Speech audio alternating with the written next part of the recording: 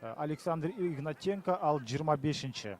Нематжан Закиров бұл Нефчи командасының башқы турчысы. Ошондой эле биротоло калыстар тобундагы сиздерге тааныштырып өтөлү. Дмитрий Машинцев башкы калыс, ФИФАнын калысы Ош шаарынан. Азыр болсо Нефчи чабуулда, сол жактан аябай аттын ичине кирип келди. Элдар Молдожунусов сол тараптан өтө сонун кирип барып сокку узатты эле, бирок Павел Матяш ушунчалык жакын аралыктан өз дарбазасын сактап калды. Нефчи командасынын дымагын көрдүңүздөр, урматтуу футбол көрөрмандар. Мына ушундай алгачкы көзөмөлдөрдөн баштап өздөрүнүн бүгүнкү беттеште түздөн түз кубок үчүн болгон таймашта жеңишке жетүүгө аракет кылып атканын көрсөттү. Дмитрий Машинцев башкы калыс болсо, ошондой эле анын жардамчылары Сергей Гришенко биринчи калыс, Бишкек шаарынан келген, ал эми Бахадыр Кочкоров Ош шаарынан. Бардык калыстар тобу ФИФАнын калыстары деп айтсак болот. Ошондой эле резервдеги арбитр Нурзат Аскат уулу, беттештин инспектору Владимир Бачкарев, эмнегедир беттештин комиссары жок. Мына ушундай финалдык беттеште дал ушундай көрүнүш. Эми биз Дордойдун жообун күтөбүз. Чындыгында Нефчи эсепти ачканга өтө жакын болду. Бир аз гана аларга жолдун болушу жетпей калды деп айтсак туура болчудай. Өздөрүнүн жарым аянтынан Нефчи чабуулду баштап атат. Узун пасты чыгарып берүү менен ушул жерден кайрадан Элдар Молдожунусовду издеген болчу. Нефчинин коргоочусу ал мезгилде борбордук бөлүктө Муралимжан Ахмедов, Кайрат Жыргалбек уулу 17-чи Темирболот Тапаев, 17-чи номерде Темирболот Тапаев беттеште өткөрүп атат. Мына акыркы оюндарда Дордойдун курамында Темирболот Тапаев көбүрөөк убакыт өткөрө баштады. Дордойдо албетте жоготуулар көп. Ошондой эле Эрнис Батырканов, Мищенко, Александр Мищенко, андан сырткары Азамат Байматов, алардын баары жаратына байланыштуу беттеште бир нече турдан бери беттешке чыга элек. Ал эми ага карабастан Дордой бүгүнкү таймашта жеңиш үчүн гана беттеште өткөрөрүн айтып өткөн. Андан сырткары дагы бир кызыктуу фактыны сиздерге айтып коелу. Эгерде Нефчи командасы бул кубокту утса, анда Алай эмки жылы АФКнын демек кубок үчүн болгон турнирлерге катыша албай калат. Регламент боюнча дал ушул чемпион жана ошондой эле Кыргызстандын чемпионатынын жеңүүчүсү жана кубоктун ээси ал турнирге катышат. Бирок эгерде Нефчи утулуп кала турган болсо, анда кубокту дагы Дордой командасы, ошондой эле чемпион дагы Дордой болуп кала турган болсо, анда экинчи орунду алган Кыргыз премьер лигасынын алкагындагы экинчи орунду алган Алай командасы ошол АФК кубогуна тайпалык оюнга тандап алуу беттештерине катышууга мүмкүнчүлүк алат. Мына ушул көрүнүш эми мунун негизинде бүгүн Алайдын күйөрмандары дал ушул Дордойго жан тартат деп айтсак болот. Анткени АФК кубогунда катышуу үчүн Дордой утушу керек. Алай командасы АФК кубогунда катышуу үчүн. Мына ушундай бир кандайдыр деңгээлде парадокс деп айтсак болот. Алай менен Дордойдун күйөрмандары дайыма бири-бирине каршы болсо дагы, бул ирет Алай менен Дордойдун күйөрмандары чогуу бир клубка жан тартканга аргасыз. Аябай аянттын ичине топ жүктөлдү. Жана ушул жерден Вахыт Орозакедов бир буту менен офсайд болуп калган экен. Вахыт Орозакедов топту бир кыймыл аракет менен оңдоп туруп, андан кийин сокку узатты эле. Александр Кристинин ордунан секирип турганга дагы, ыргып турганга дагы аргасыз болду. Бирок ал жерде биз ошентип голду көрбөй алдык. Дордойдо ошентип бир топ жоготуулар бар, бирок бул алгачкы көрүнүш эмес. Буга чейинки беттештерде деле Дордой командасында алмашууга чыга турган оюнчулардын саны өтө аз болуп аткан. Бүгүн деле ал Павел Сидоренко, Нурлан Сарыкбаев жана Алазбек Откеев. Дордой сол тараптан чабуулду баштады. Вахыт Орозакедов жана Вахыт Орозакедовдун Темирболот Тапаевга чыгарган тобу. Ал ошентип же топту иштеп мындай айлуу абалга алып келбей эле сокку узатыкпады, же болбосо топту жакшы ээлегенге мүмкүнчүлүк болбой алды. Жыйынтыгында азырынча эсеп сандары 0-0. Эки тарапта тең, ошентип гол жаратканга кандайдыр деңгээлде мүмкүнчүлүктөр болду деп айтсак. Толук мыйзам ченемдүү. Беттеш өтө жакшы жогорку динамика менен орун алып баштады. Бул эки команда быйылкы сезондун, быйылкы жылдын алкагында 3 рет беттешти. Алгач 5-чи турда жолуккан бул эки команда ошондо Кыргыз премьер-лигасынын 5-чи турунда. Анда Бишкек шаарында 3-0 менен Дордой командасы жеңишке ээ болгон эле. Ошондо Вахыт Ороззахедов жана Кайрат Жыргалбек уулу гол жараткан, Вахыт дубль жасаган. Бүгүн дал ошол эки оюнчу экөө тең оюн талаасында. Андан сырткары 12-чи турда, 2-чи айланпада кайрадан беттешип, дал ушул Кошкар Атада болгон таймашта эсеп 0-0 менен аяктаган болчу дагы. Ошондо болгону эки команда тең бирден гана упай алганга аргас болгон. Эсеп 0-0 тең чыгуу орун алган. Андан соң кайрадан Бишкекте 19-чу турдун алкагында беттешти Дордой менен Нефтчи. Анда кайрадан 3-0 эсеби. Дал ошол эле Кайрат Жыргалбек уулу, Ороззахедов жана Эрнис Батыркановтар гол киргизген, анда 3 гол. Быйылкы сезондо 3 ирет буга чейин беттешип, Нефтчи командасы бир да гол киргизе элек Дордойго. Ал эми Дордой 6 гол жаратты. Ошентип бүгүн болсо мына Вахыт Ороззахедов менен Кайрат Жыргалбек уулу старттык курда чыккан болсо, Эрнис Батырканов ал таптакыр табыштамада жок, заявкада жок. Анткени ал жарат алып калгандагы жакынкы беттештерге мындан башка таймаштарга деле чыга албайт. Азыр болсо стандарттык абал, алыскы бурчка топ жүктөлдү. Бирок Дмитрий Машинцев эч кандай эреже бузууну каттаган жок. Мына ушул жерде Нефтчинин бир оюнчусу той үчүн болгон күрөштө жерге кулаган эле. Бул Эсенбек Үсөн уулу. Эсенбек Үсөн уулу өтө жакшы акыркы беттештерде жакшы таймашты өткөрүп атат, өтө пайдалуу деп айтсак болот. Бул эки команда ортодон 3 күн өткөндөн кийин кайрадан эле беттешет. Жада калса 2 күн өткөндөн кийин 30 октябрда Кыргыз премьер-лигасынын алкагында Кочкор Атада таймашат.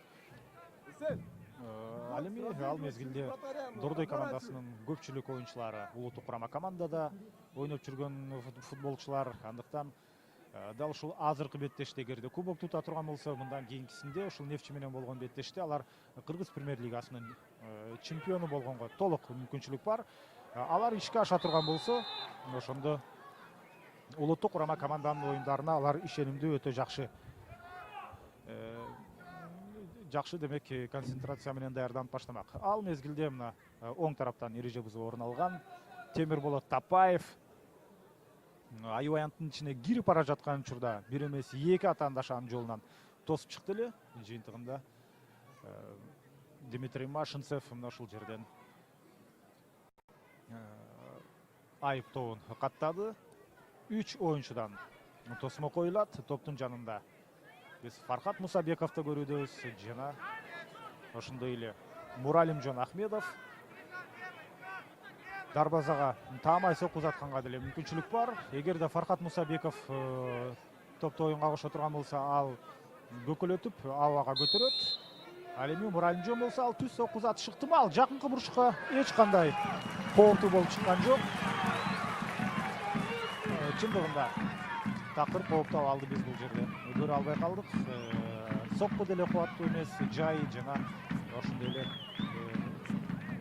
ыңгайсыз траектория менен дагы барган жок. Михаил эч кандай маселесиз топту өзүндө алып калды. Ал мезгилде Муралимжон кайрадан топ менен Ахмедов Фархат Мусабековго топту жеткире албай калды.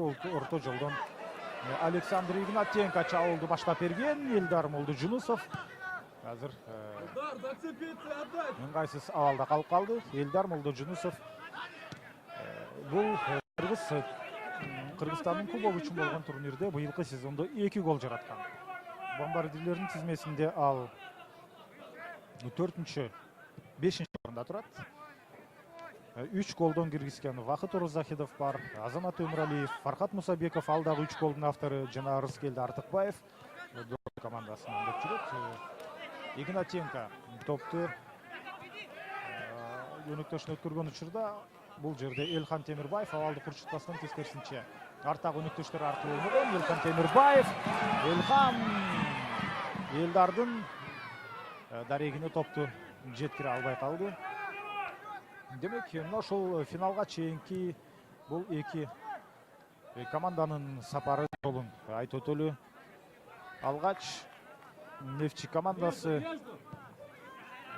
16-дан бери финалда Баткен командасына каршы ойноп, аларды 4-0 утуп алган. Андан кийин 8-ден бери финалда ошондо Нефтчи демек жок 16-дан бери финалда демек алар 8-ден бери финалда дал ушул Нефтчи менен ойногон. Азыр бир топ алып болду болуп чыкты. Вакыт Орозахедов аракет кылды.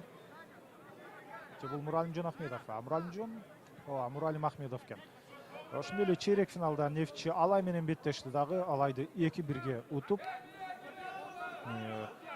жарым финалга чыкты. Ал эми жарым финалда Академия лидер менен таймашты. Академия лидерди 5-1 жана 2-0 менен өз үйүндө жана конокто утуп, ошентип финалга чыгып келген. Ал эми Дордой командасы алар Абдышата 2 менен ойноду. 8-0 аларды жеңип алган 8-ден бери финалда.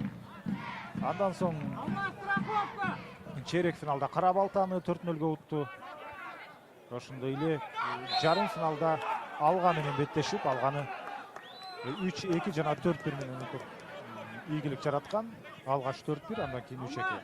Ошентип эми Дордой жана Нефтчи финалда бири-бирине каршы келип болуп турат. Нефтчи менен Дордойдун бул Кыргызстандын кубогу үчүн болгон таймаштагы алгачкы беттеш эмес. Дал ошол 2010-жылы Дордой менен Нефтчи таймашкан болчу. Ал мезгилде Александр Кристинин Дордойдун эмес, ал Нефтчи командасынын башкы машыктыруучусу болуп жүргөн мезгил эле. Бирок ошондо финалда жеңишти Дордой командасы ишенимдүү өздөрүнүн пайдасына чечип кеткен. 3-0 менен утуп алган эле. Андан кийин эле 2011-жылы Дордой менен Нефтчи таймашкан. Абдышата менен Нефтчи ойногон, анда Абдышата Нефтчини 1-0 менен утуп алган эле. Ошондон бери ал мезгилде чындыгында Нефтчи командасын гүлдөп турган учур болчу. Александр Кристинин ал жакта башкы машыктыруучу болуп, ошондо Кыргызстандын чемпионатын уткан. Андан бери бир дагы титулга Нефтчи командасы ээ боло элек. Азыр Дордой чабуулду баштады. Мирлан Мурзаев Вакыт Орозахедовго, Вакыттын соккусу өтө алсыз болуп чыкты. Кандайдыр бир бул жерде Михаил Паюшту ыңгайсыз калтырган учурду биз көрө алган жокпуз. Карама каршы тарапта жаш күйөрмандар Нефтчи командасын алга сүрүп атат. Узденов топто, ал Вакыт Орозахедовдун дарегине жеткирди топту. Бирок ага чапкенедей жабышкан Манас Карипов, бирок азыр алыстан сокку Фархат Мусабеков, рикошет. Орто жолдон рикошет орун алып кетти. Ал мезгилде Нефтчинин дарбазачысы Михаил Паюш топту кабыл алган учурда трибуна кадимкидей аларга кол чаап атат.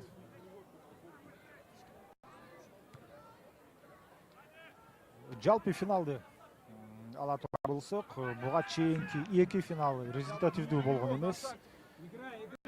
Ал эми 2018-жылы 3-2 эсеби менен жыйынтыкталып, анда 5 гол жаралган эле. Ал эми ага чейин 2017-жылы Алай менен Дордой беттешип, негизги убакыт 0-0 менен аяктаган, кошумча убакытта дагы жеңүүчү ата албай, ошондо пенальтинин жыйынтыгында 4-3 менен Дордой утуп кеткен. 2016-жылы Дордой менен Алай беттешип, анда 1-0 менен дал ушул Алай Дордой командасы утуп алган эле. Ошентип 2016-2017 жылдары 2 финалда 1 гол жаралган болсо оюндан, өткөн жылы 5 гол кирген. Быйылкы беттеште эле результативдүү болотку деген негизинен ой бар, анткени эки команда тең чабуулга көбүрөөк басым жасаган команда болуп эсептелет. Ансыз деле Нефтчи өздөрүнүн жарым аянтына, аюу аянттын тегерек четине коргонууга жатып алган жок. Алар кадимкидей мүмкүнчүлүк болду дегенче ошол замат чабуулга чыгып, өздөрүнүн бактысын дал ошол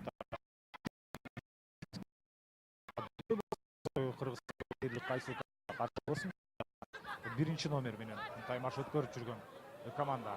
Азыр болсо мына Тапаев бул жерде оң канаттан аракет кылып келди эле.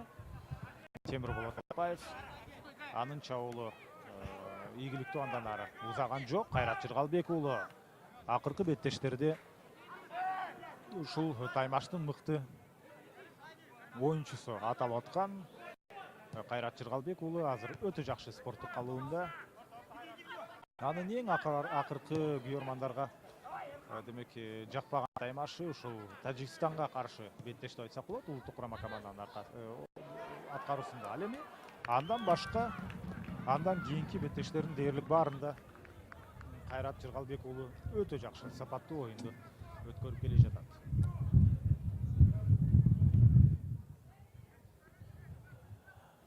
Азыр болсо мына бурчтан чыгарып берүү орун алмакчы. Ушул Манас Карипов бир эмес бир нече ирет абалды кооптуу абалды жокко чыгарып атты эле.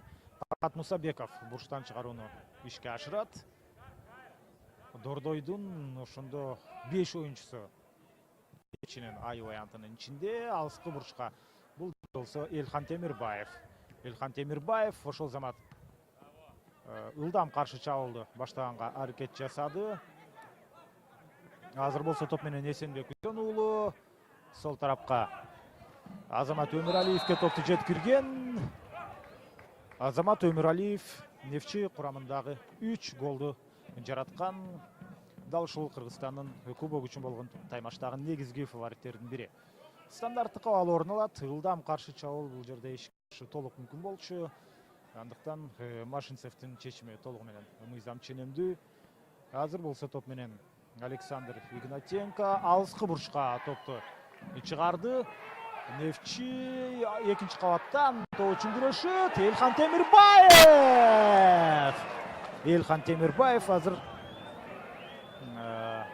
албетте татар бурчтан сокку узатты. Жакынкы тогуздукка соккуну кадайым бирок иш жүзүндө Павел Матяшка кандайдыр бир маселе бул жерде жаралап койгон жок.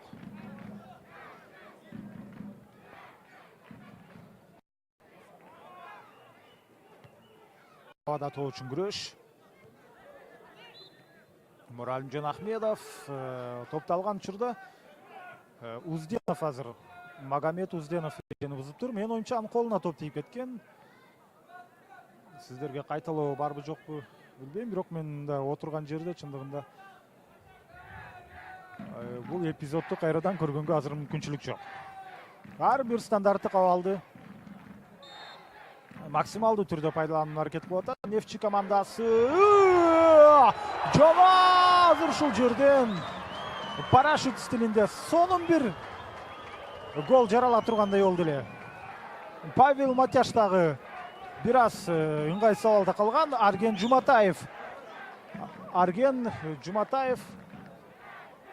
Жуматаев болсо ошентип сонун гол жаратуу мүмкүнчүлүгүнөн кол жууп калды. Өтө жакшы мүмкүнчүлүк. Эч кандай офсайд абалы ал жерде орун алган эмес эле. Нефчи Дордойго караганда гол жаратканга көбүрөөк жакын болуп атат.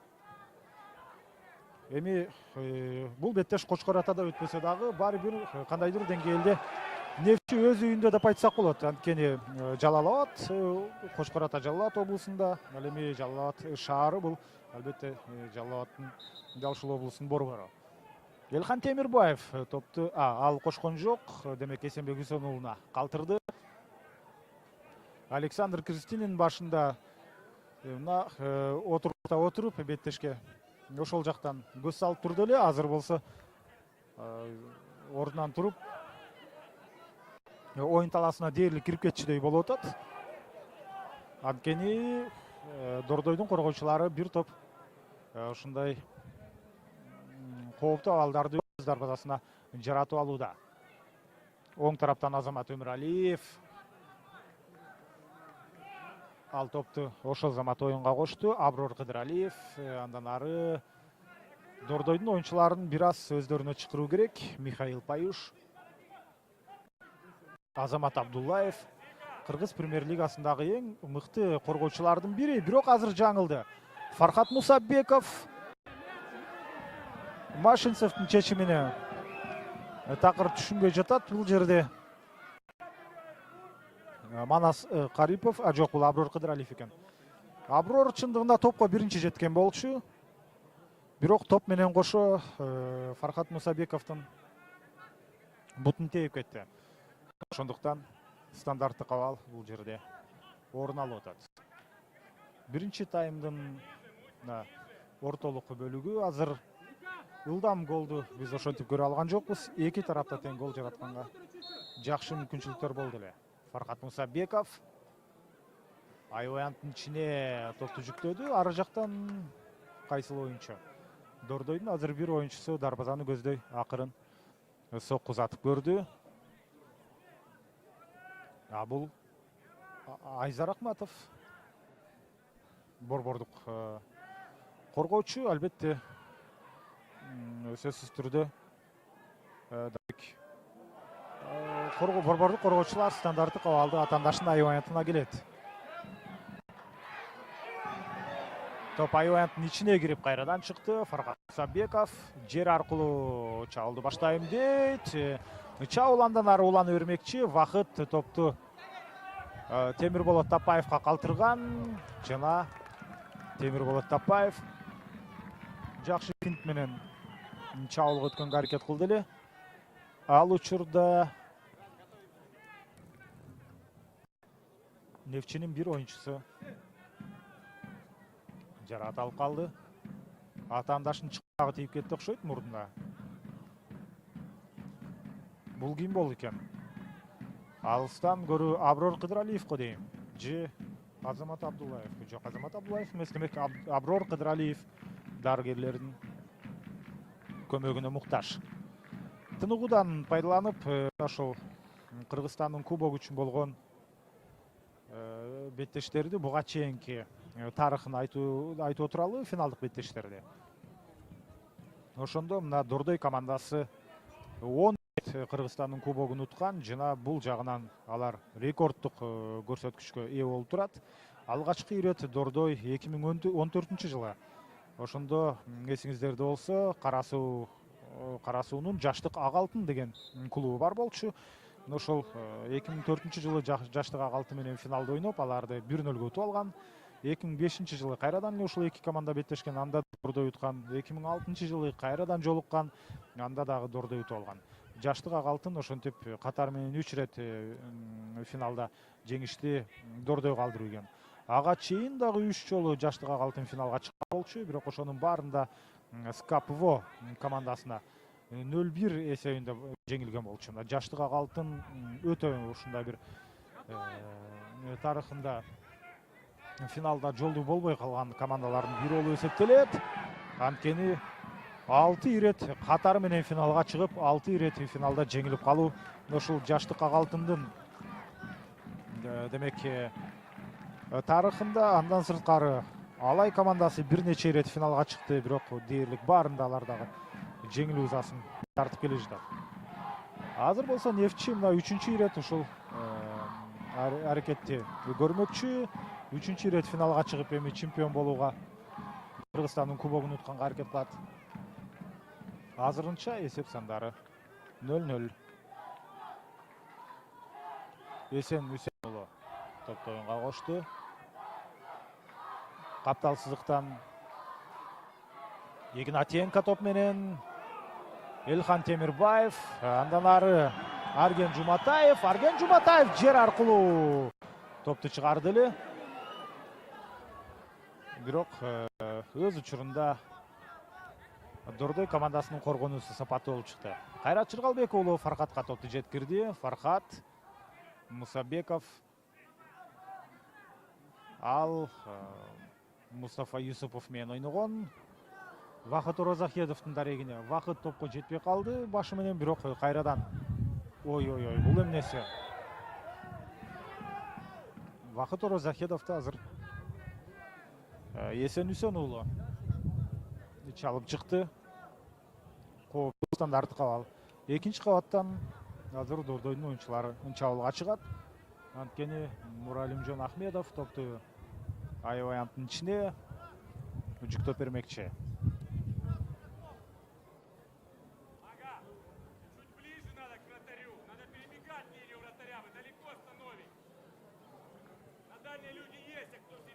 Нефтчинин бир оюнчусу мына азыр жабыркап калганына байланыштуу жерде жаткан мезгили. Азыр жерде жаткандыктан ким экенин аныктай албай атабыз. Ошондо алгачкы ирет Кыргызстандын кубогу 1992 жылы орун алган болсо, андан бери мына жыл сайын өтүп келет. Элхан Темирбаев экен бул. Элхан Темирбаев мына ушундай өтө ыңгайсыз абалда калды. Дарыгер менен кошо аянттын сыртына чыгып келди. Эртерээк оюнга кошулуш керек, анткени Элхан Темирбаевдин орду өзгөчө маанилүү. Жакынкы бурчка сокку Муралимжон Ахмедов. Ал эми Михаил Паюш ошол зама топту алып ылдам каршы чабуулду уюштуруп берди. Элдар Молдожунусов бара жатат. Бирок топто биринчи Павел Матяш.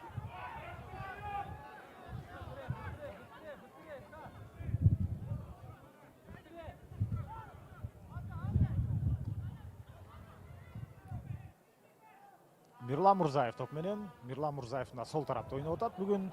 Элхан Темирбаев оң жакта. Кайрат Чыргалбек уулу.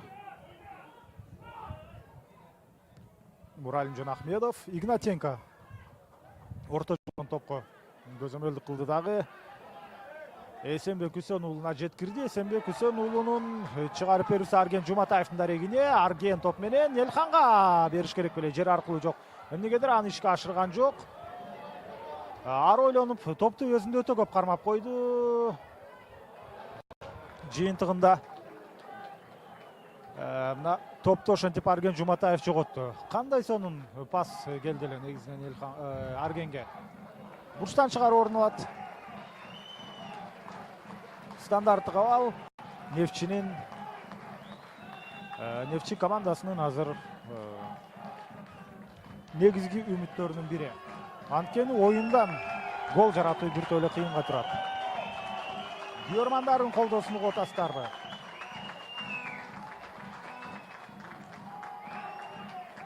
Александр Игнатенко топто.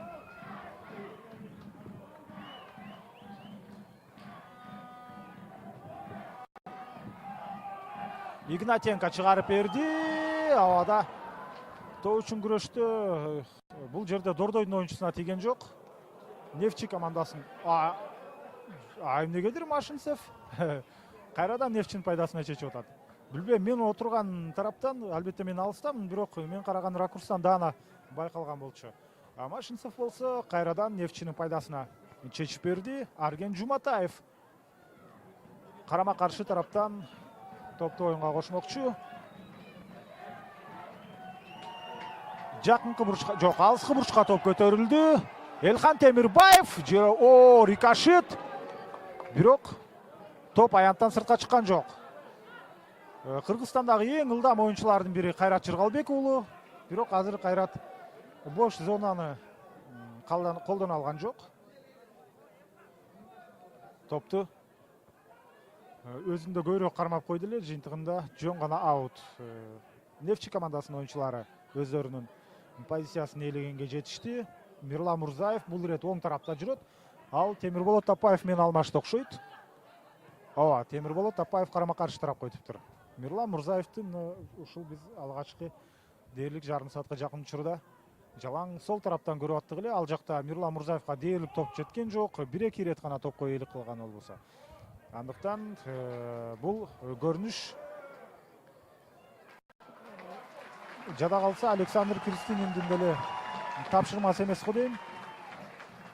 Мирлан Мурзаев айтып туруп өздөрүнүн канаттарын алмашып алды. Байкап көрөбүз азыр эми Мирлан Мурзаев оң тараптан канчалык өзүнүн активдүүлүгүн көрсөтөт.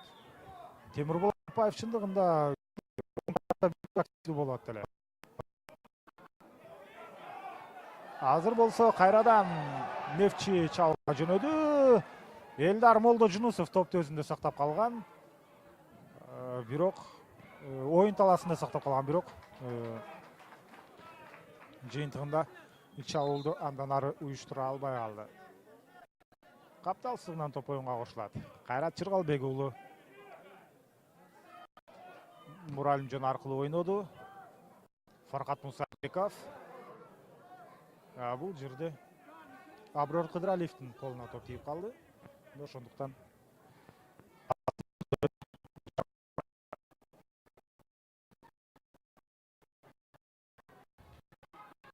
Кыргызстандын кубок үчүн болгон финалдык беттеште ири эсеп катталган учурлар өтө сейрек кездешет. 2012 жылы 6-1 ошондо 7 гол жаралган.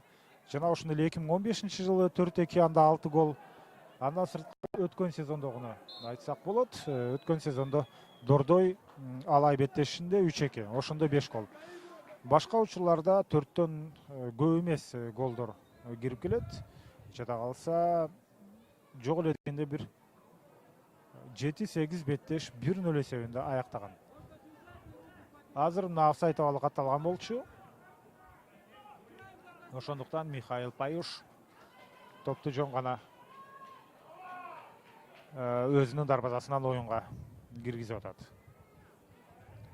Борбордук бөлүктөн араң өттү. Элхан Темирбаев. Ага каршы Кайрат. Элхан Кайратты артта калтырды. Жана Үсен уулуна топту жеткирген. Эсенбек Үсен уулу борбордук бөлүктөн кайрадан экинчиден менен Нефти чабуулга чыгат. Элхан Темирбаев. Элхан атаандашты Кайратты алдайм деп өзү алданып калды өзүнүн кыймыл аракетине. Мирлан Мурзаев Вахытка топту жеткирди. Вахыт. Кайрадан Мирлан Мурзаевка.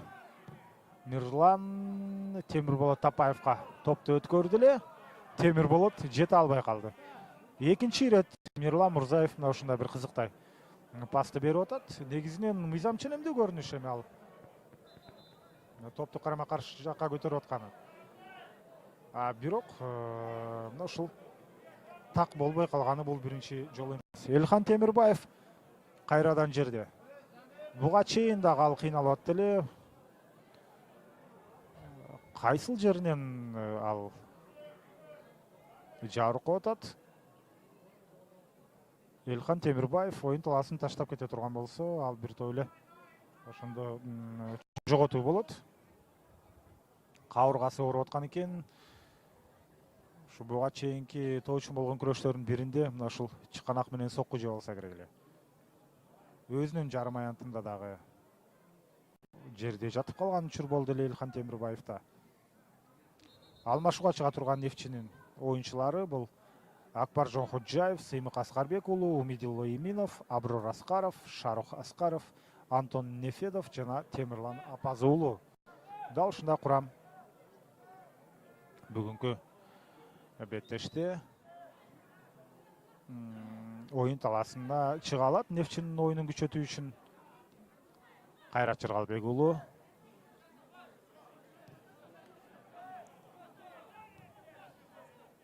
Рахматовка топту калтырган эле, ал Магомед Узденовго жеткирди. Азыр болсо Азиз Сыдыков Муралимге калтырды.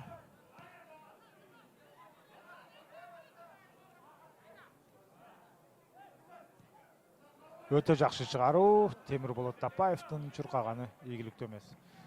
Темирболот кайрадан оң жакка, оң канатка которулган экен дагы. Мирлан Мурзаев кайра өзүнүн позициясына барды, сол жакка. Канчалык алмашпасын, Дордой командасы азырынча гол жарата албай жатат. Ошол эле нерсени биз албетте Нефтчиге дагы айтсак болот.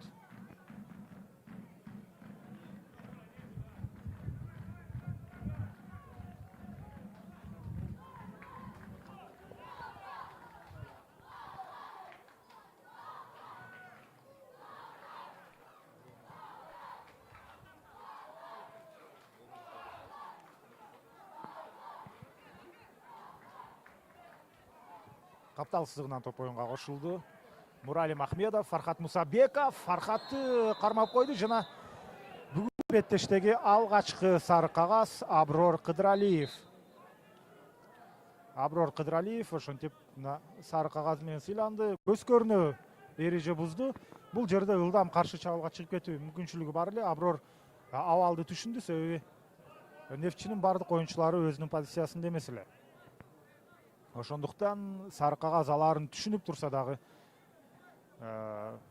Фархатты кармаганга аргасы болду. Мына эскертүү менен демек бир кооптуу абалдан өз касын сактап калды. Айзар Ахматов, Муралим Махмедов менен жана азыр Элдар Молдожунусов тоо үчүн мына чуркап бара жатат. Элдар Молдожунусов менен Азиз Сыдыков. Ал учурда Элхан Темирбаев. Элхан топту өзүнөн алысыраак кетирип алды.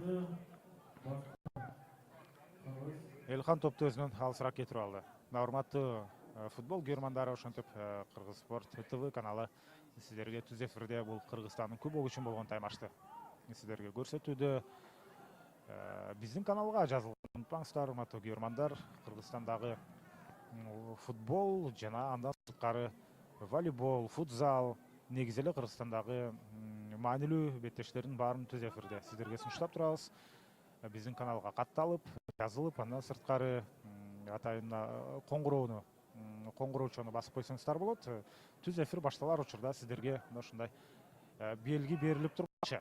Азыр болсо Азиз Сыдыков топту жок бул жерде.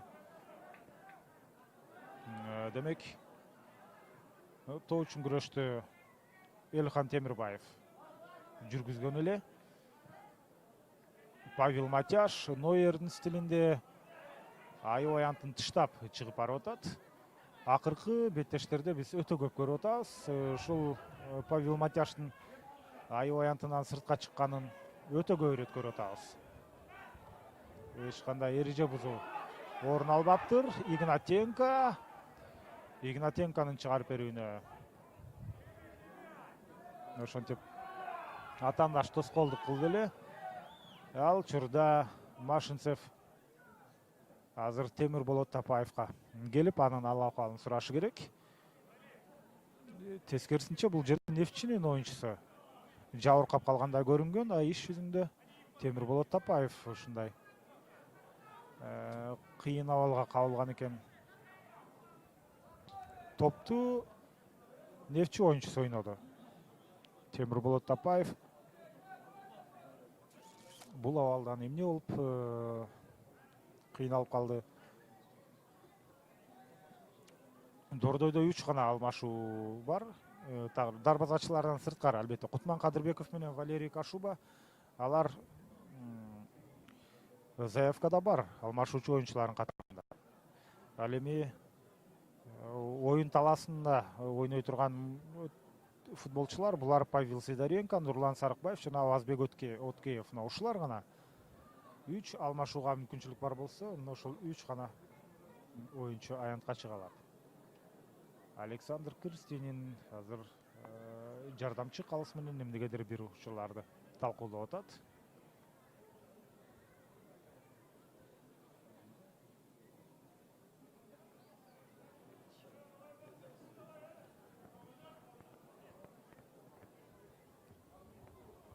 Кыргызстандын кубогун эң көп уткан албетте Дордой командасы, аларда 10 кубогу бар.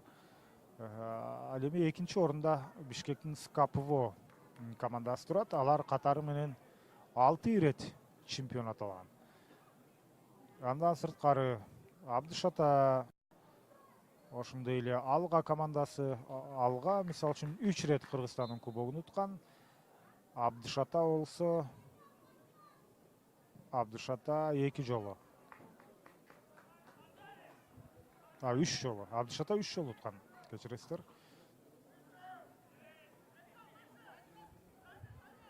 Алай менен Дордой беттешкенде 2013-жылы. Анда жалпы эсеп 1-1 болуп, пенальтинин жыйынтыгында гана жеңүүчү аныкталган эле. Нефтчи өздөрүнүн аябай антынан эми гана чыгып атат. Кайрадан эреже бузуу.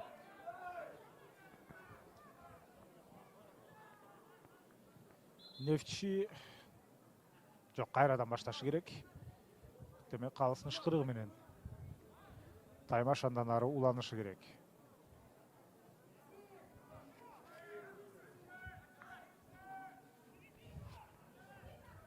Михаил Паюш оң канатка топту жеткирди.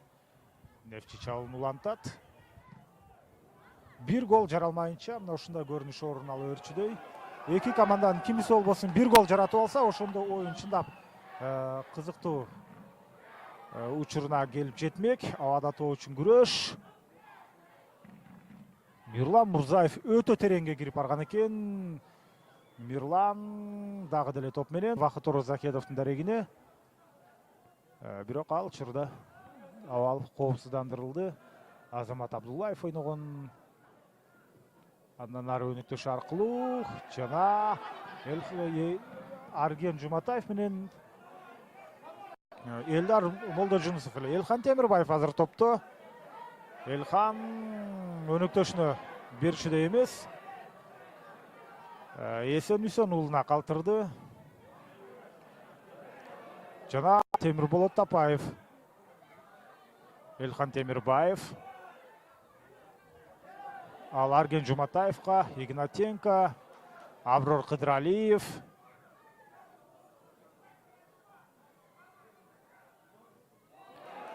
Өтө сонун азыр мына ушул жерден демек финт менен атандашын жазгырып өтөйүн деди эле. Иш жүзүндө эреже бузуу. Бул ким? Азиз Сыдыковпу? Алыстан ким экен байкалбай атат. Сиздерге эми экрандан албетте жакшы көрүнүшү мүмкүн, анткени 4 камера тартып атат бул беттеште. Айзар Ахматов экен. Айзар Ахматов эрежени бузду. Жана өтө Дордой командасы үчүн кооптуу, ал эми Нефчи командасы үчүн ыңгайлуу стандарттык абал орун алчудай. Мындай аралыктан сокку узатуу жагынан бир топ чебер оюнчулар бар Нефчиде. Азамат Абдуллаев топту ал орунтукка койду. Жана Азамат Абдуллаев чындыгында стандарттык абалдарды өтө жакшы ишке ашырат. Эсиңиздерде болсо, Кыргыз премьер-лигасы быйылкы сезондо жаңы башталганда ушул биринчи, экинчи турларда гол жаратып катары менен Азамат Абдуллаев бомбардирлер тизмесинде сап башына чыккан учур болгон эле.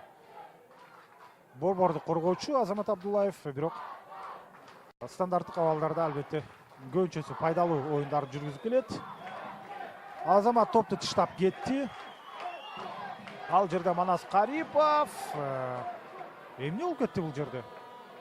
Бурчтан чыгаруу. Арген Жуматаев азыр өзү топту жылдырып туруп, кайрадан өзү сокку узаттуу. Бирок атандаштын бутуна топ тийгенден кийин окшойт. Биринчи таймга 2 минутта кошулду.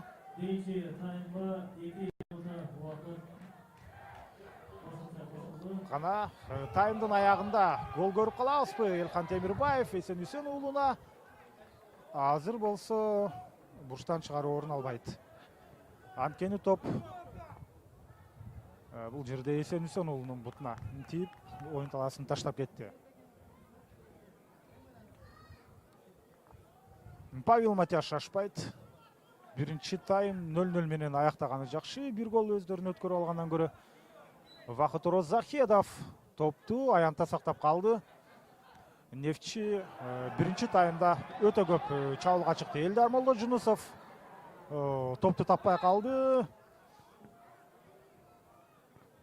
Элдар Молдожунусов бүгүн өтө активдүү. Элхан Темирбаев жана Арген Жуматаев мына ушул 3 оюнчу Дордойдун коргонуусун коргоочу оюнчуларын кадимкидей кыйнап атат. Павел Матяш ар бир топту оюнга кошуусунда ал Вахыт Оразахедовду издеп атат. Бүгүн эмнегедир оюнда Мирлан Мурзаев көп көрүнбөй атат. Анын бутуна топ бир нече ирет гана тийген болбосо, кооптуу абалдарды дээрлик жараткан жок. Муралимжан Ахмедов өтө активдүү. Александр Игнатенко, Элдар Молдожунусовдун дарегине, Фархат Мусабеков, Муралимжон, азыр Дордойдун оюну да ушул Муралимжон менен Фархат Мусабеков аркылуу орун алууда. Элхан Темирбаев финт жасап эмне кылат? Өнөктөштөрүнө топту жеткиргенге аракет кылса болмок.